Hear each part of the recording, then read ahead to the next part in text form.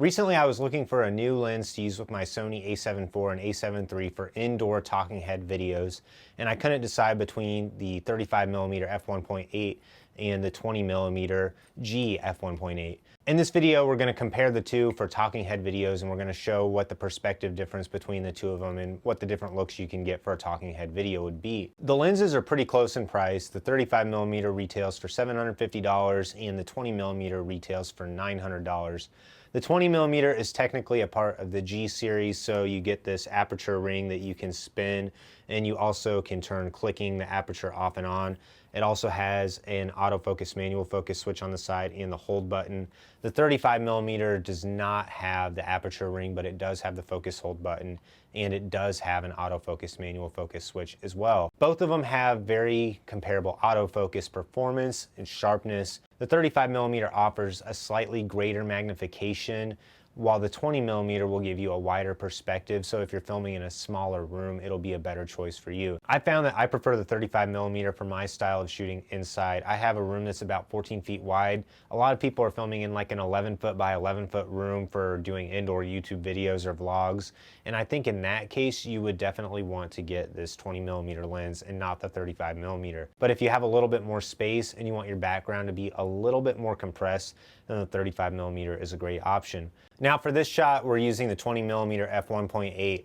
I haven't moved the camera at all, and you can see the perspective has changed quite a bit. You're able to get a lot more of your room in. Now I'm sitting about 3.5 feet away from the lens right now, and this is just a really wide shot. If you want to be filling the frame, you'll definitely need to move closer to the camera for this style shot. So let's adjust our composition now. So now we're shooting with the 20mm f1.8, and I did my best to get the composition matched to the 35mm. I'm like a foot away from the lens. I feel like my face is right in the lens if I want to get that same tighter shot as I was getting with the 35mm. And you'll also notice a little bit more distortion on my face, and the background is widened quite a bit as well. In this shot, we're using the 20mm with the a7 IV in APS-C mode.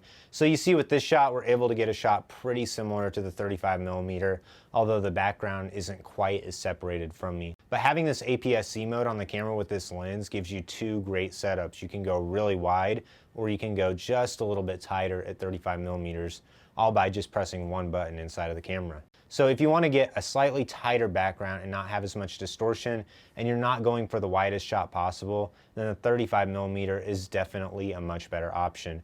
Now let's put the 35mm back on without moving the camera.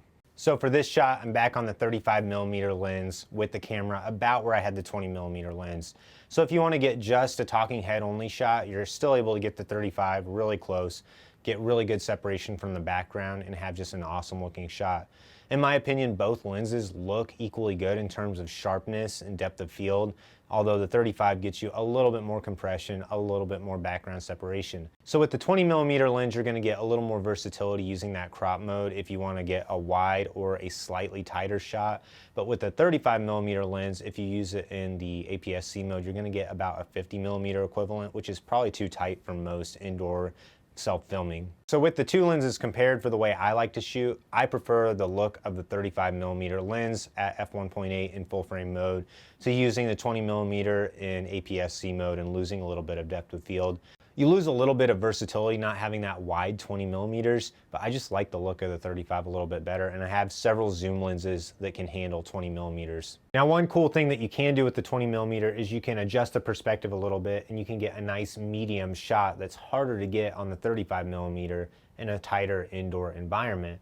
This can be really useful if you're shooting where you want a wider shot and then to punch in more when you do cuts. It's definitely still possible to get this kind of shot with the 35mm. You just have to have more space to get your camera back.